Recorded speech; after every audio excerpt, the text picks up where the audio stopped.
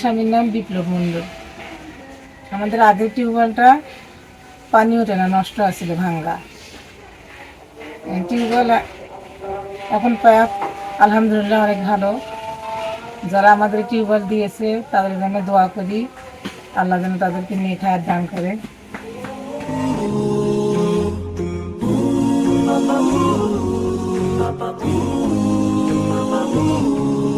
Mama.